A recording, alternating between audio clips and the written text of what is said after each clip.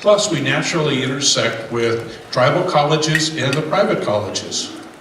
Public higher education here in the state of Montana is a big enterprise with nearly 40,000 students, 9,000 employees, and an all-in budget of over $1,500,000 per year.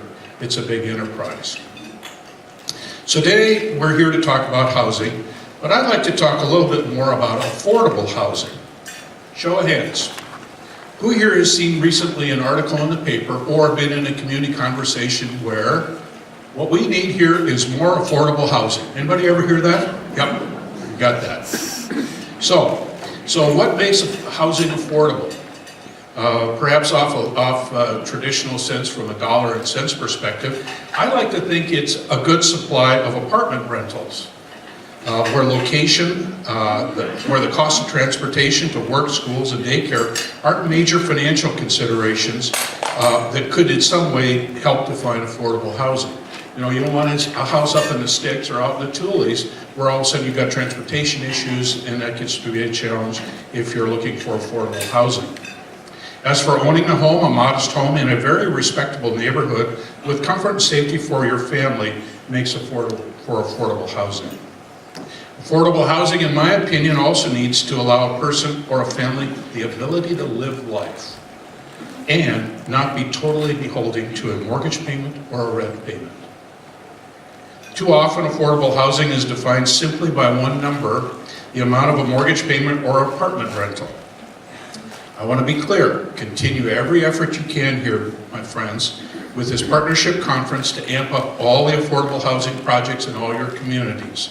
Use the resources of the team that's here today, including all the sponsors and all the government agencies that are available. Quite frankly, those affordable housing projects only address a small fraction of the affordable housing dilemma. Let me describe another solution worthy of your consideration that would have a much broader impact on our communities throughout the state, as well as our state's economy, than just the next multifamily housing project or a couple new starter homes. I'm talking about the personal revenue side of affordable housing equation. Hypothetical question: would we need as many affordable housing projects if everybody made $10,000 more per year? Or a couple made $25,000 more per year? Would we need as many projects? I'm here to say that that could be attainable if we put more resources and emphasis into the education, most notably higher education. I believe we all want a piece of the timeless true American dream by purchasing a modest home in Montana. For illustration purposes today, let's say one could be purchased for $250,000. A conventional home mortgage requires 20% down or $50,000. That's a big sum of money for a first-time home buyer. There are, of course, financing options available for a 5% down payment if you use a government program like FHA, VA, rural development. But those down payment requirements can be a huge barrier for home ownership, forcing would-be homeowners, oftentimes young couples, to find a place to rent, a place to live.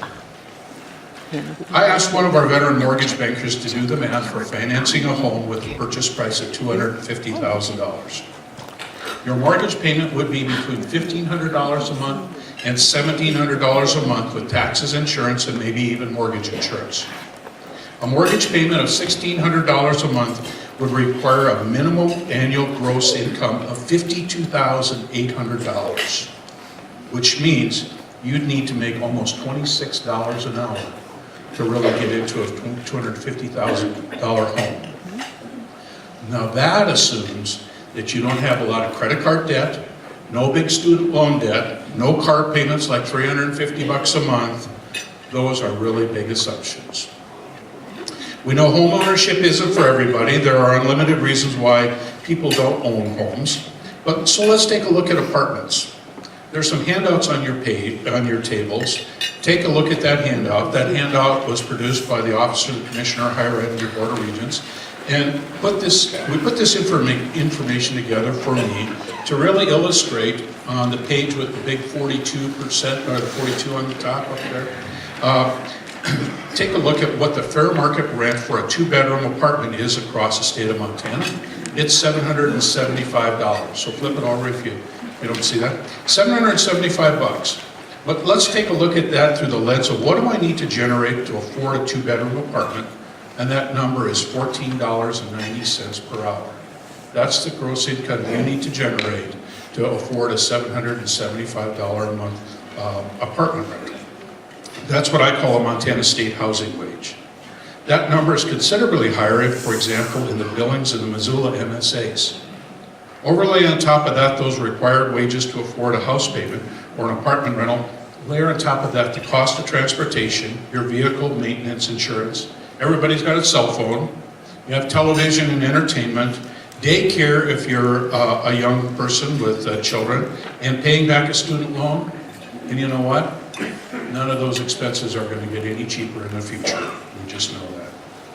My suspicion, along with economists and housing planners, is that an affordable housing issue will become more problematic in the future, and housing affordability begins to diminish due to higher house prices, which requires, of course, a higher down payment, increasing interest rates, we all know that rates have been going up, and property taxes, which all seem to outpace the increases in wage income.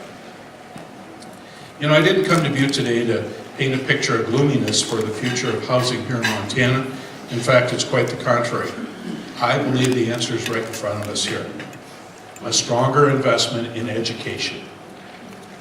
Remember my example of a mortgage payment of $1,600 a month means you need to generate $26 per hour, or an apartment rental you need $15 an hour.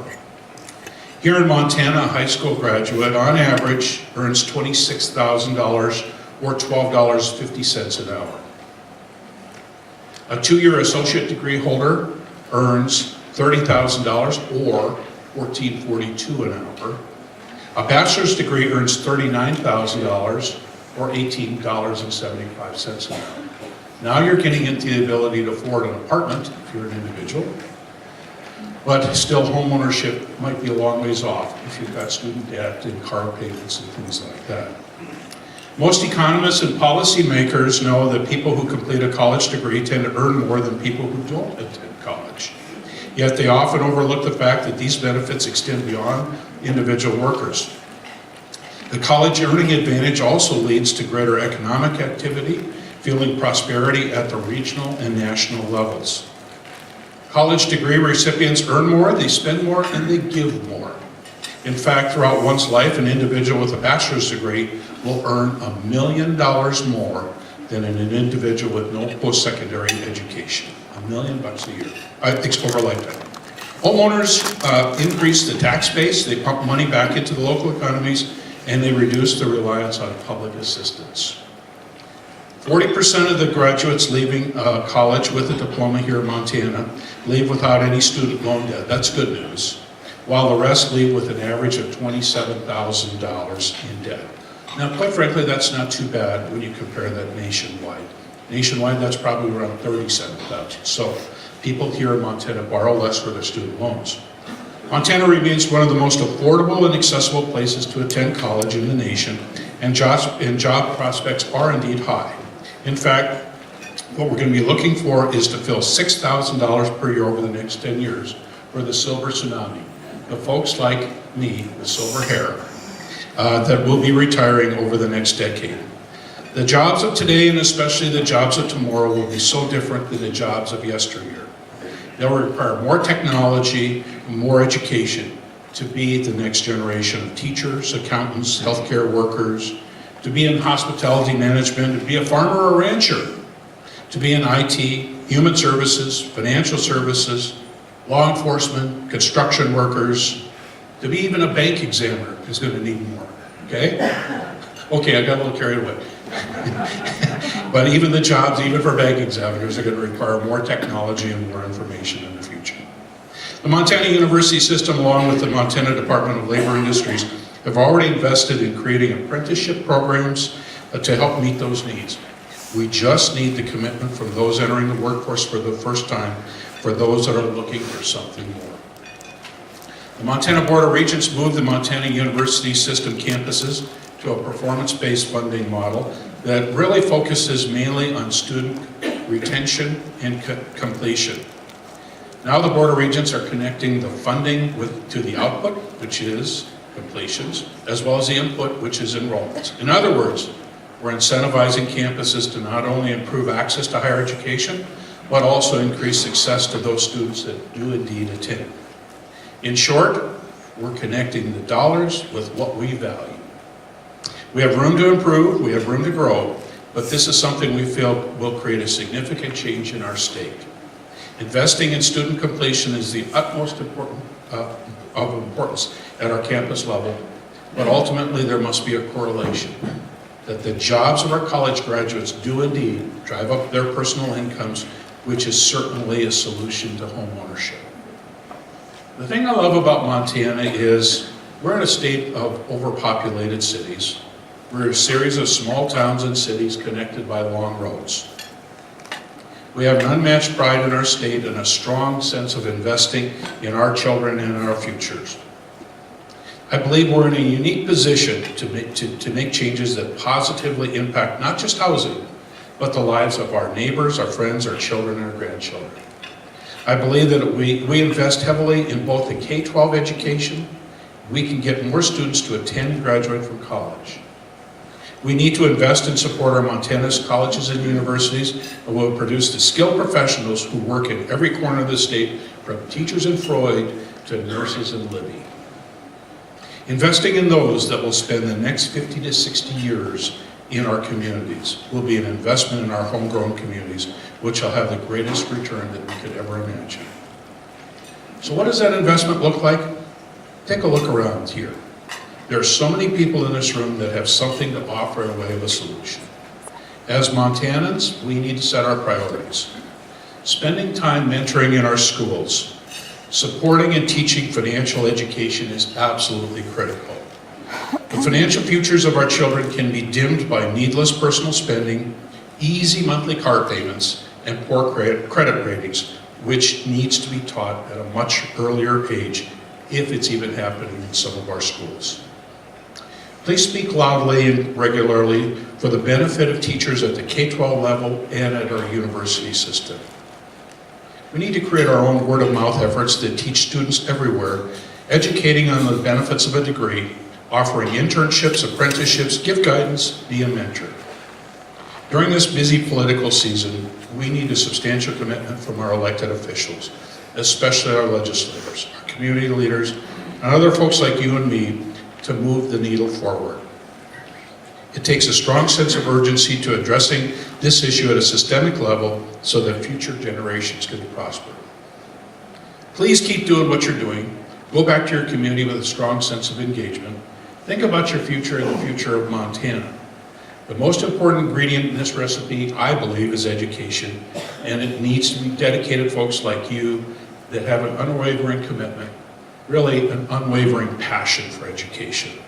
With that, I think we can solve about anything. I believe we can do it, and I hope you do too. Thank you very much.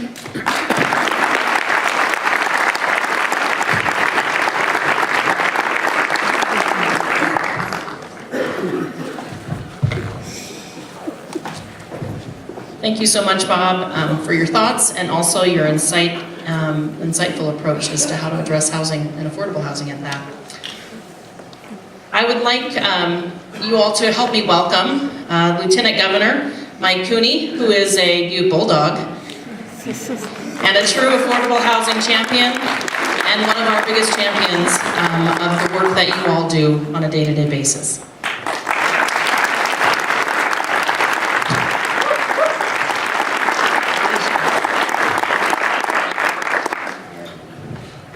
Well, good afternoon, everybody. Yes, she took my opening line. I'm Mike Cooney, and I grew up in Butte. It's great to be home. It's great to see all of you, and I hope if you're not from Butte, you're enjoying it a great deal. Bob, thank you for your wonderful words. You pointed out that Governor Bullock is my boss, your boss in some absolutely.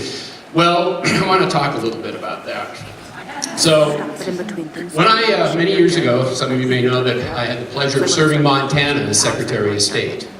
And during my tenure, I needed to hire a new chief legal counsel. And somebody came to me and said, Well, there's this young guy that used to kind of hang around the Capitol, and he went off to school, and he graduated, went off to college, or off to law school, got his degree. He's in New York City, wants to come back. I said, what's his name? They said, his name's Steve Bullock. I said, oh, yeah, I remember him. Kind of a snot-nosed little kid, used to run around the Capitol and cause trouble. And, well, he's growing up now. He's a lawyer. So I said, you know, so I called him. I said, hey, you interested in coming back to Montana? He goes, yeah, I am. I want to get back to Montana. And I said, well, I have a job. I'm my chief legal counsel. Now, we argue about this. He says I offered him $32,000 a year. I think it was at least $37,000 a year to be chief legal counsel. Anyway, he wanted to come back so badly, he took the job. And he worked for me for about a year before our old friend Joe Mazurek stole him away to the Attorney General's office. So I tell you that story with this. Always be good to your employees. You do not know if they may grow up to become governor one day. So that is so what used to be me bossing him, he is now bossing me. It is a great honor to be here today, and it's great to see all of you and this great enthusiasm. You know, every single